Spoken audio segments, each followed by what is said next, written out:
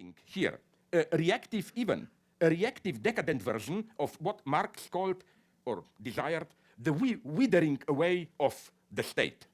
Today's state in the sense of Staat, political state, is more and more an administrative regulator of market egotism with no symbolic authority, lacking what Hegel perceived as the essence of state, the all-encompassing community for which we are ready to sacrifice our lives. This disintegration of ethical substance is clearly signaled by the abolishment of universal military conscription in many developed countries. Okay, you will say this is nice, we no longer have militarism, but I claim the very notion of being ready to risk one's life for a common cause appears today more and more pointless, if not directly ridiculous. So that armed forces, as a body in which all citizens equally participate, is gradually turning into a mercenary force. You know, that's the other sad aspect of abolishing universal military conscription, that we are ultimately ruled by mercenaries. Now, let me go on. This disintegration of a shared ethical substance, that's Badiou's thesis, affects differently the two predominant hegemonic gender identities. Men are gradually turning into perpetual adolescents with no clear passage of initiation that would enact their entry into maturity. It's clear, till like 30, 40 years ago, there were clear rites of initiation for men. Usually it was, in those countries which had it, military service. After that, you really became a man. Or it was getting a permanent job, a profession. Even education worked like that. After finishing university, you are potentially a worker, you are there.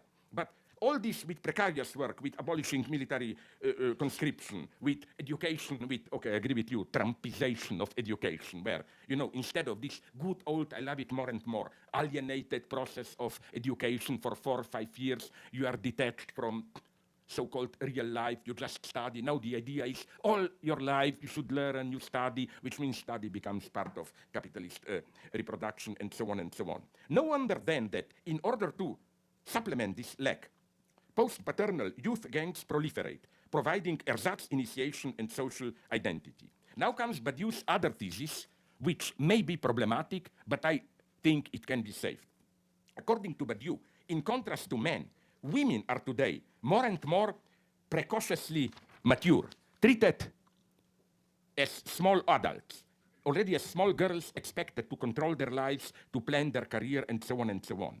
What then is happening today with sexual difference in the traditional sense of gender binary?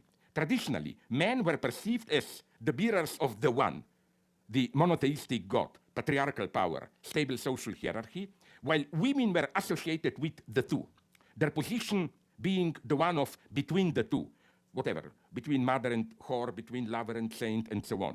But you see in this between the two something much deeper than an after effect of patriarchy. Quote from Badiou's book, "A woman is the overcoming of the one in the guise of a passage between the two. Such is my speculative definition of femininity," end of quote. The conclusion he draws from this is surprising but consequent. I love it. His claim is that by their very existence, women are not so much atheists are, a direct embodiment of resistance to one, to God, denouncing it as a fiction. I will read you this short passage, I love it, from Badiou. "A woman is always by herself the terrestrial proof that God doesn't exist, that God doesn't have to exist. It is sufficient to take a look at a woman, what is called really to take a look, to be immediately convinced that one can well do without God. This is why, in traditional societies, women are hidden. Things are here more serious than a vulgar sexual possessiveness of jealousy. Tradition knows that in order to keep God alive in whatever way, women have to be kept invisible." I mean, it's a wonderful, naive statement. I find it a little bit problematic, but he is onto something. Let me go on. Today, however, when the reign of the symbolic one is weakened, the hierarchy of roles and places under a divine name of the Father, this hierarchy is becoming largely irrelevant. To fill in this void, a new one, in the sense of individuality, is emerging. A hedonist consumer caught in market competition, enjoying life, and simultaneously a ruthless manipulator in how she, he, they, it does it. Here, unexpectedly, sexual difference enters.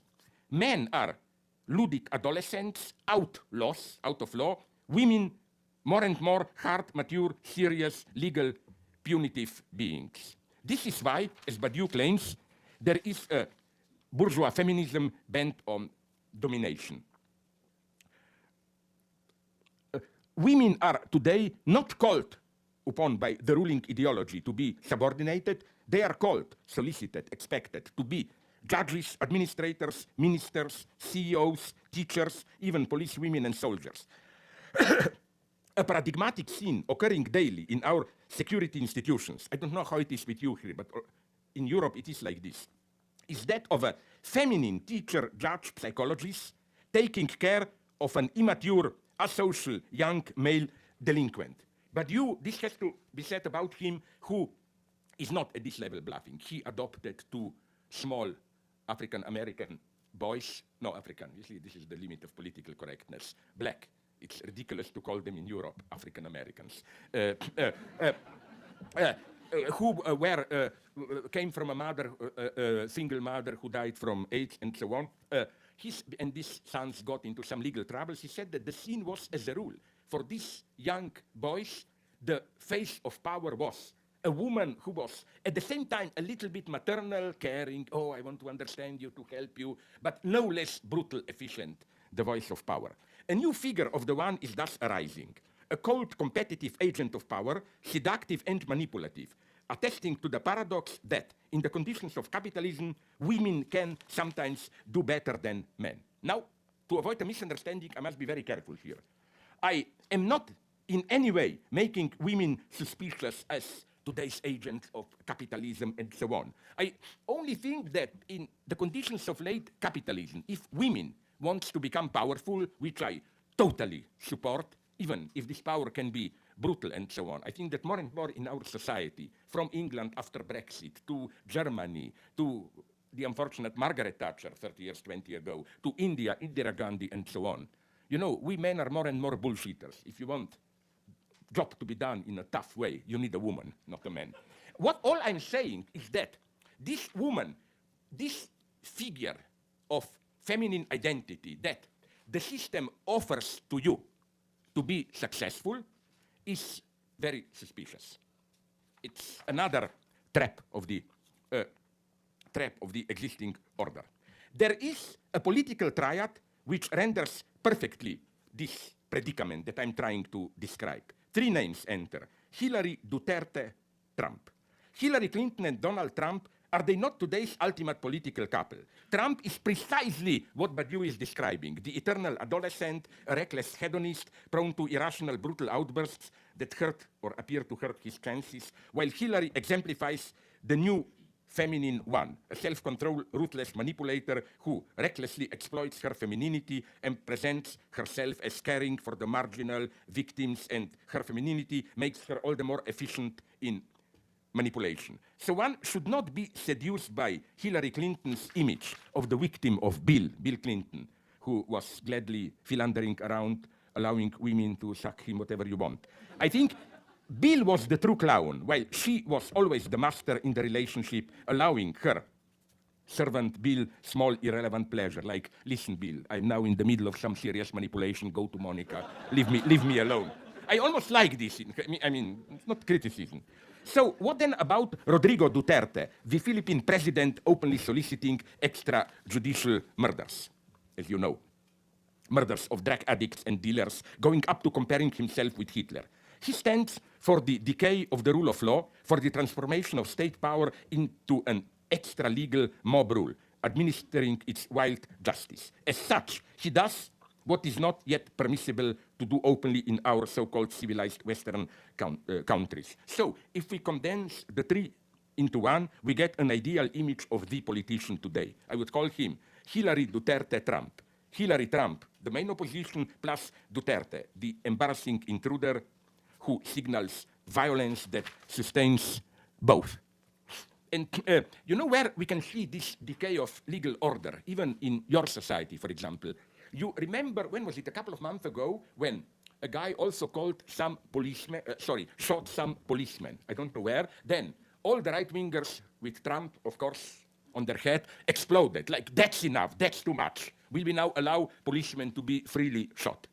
But this scandalized me because, you know why? Because let's compare these two, crimes. A desperate individual shoots policemen, and in excessive use of force, police shoots usually to death, usually a black guy. I claim not the first, the second crime is much more dangerous. Why?